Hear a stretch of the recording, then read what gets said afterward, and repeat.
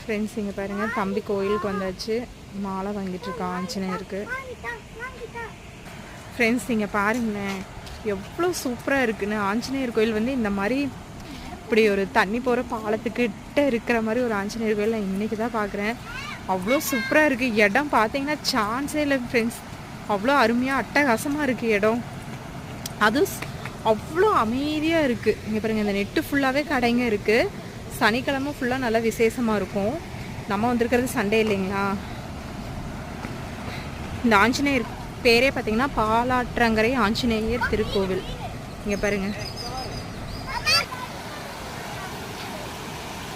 Friends, இங்கே பாருங்கள், அவ்வளோ அழகாக இருக்குது இடம்.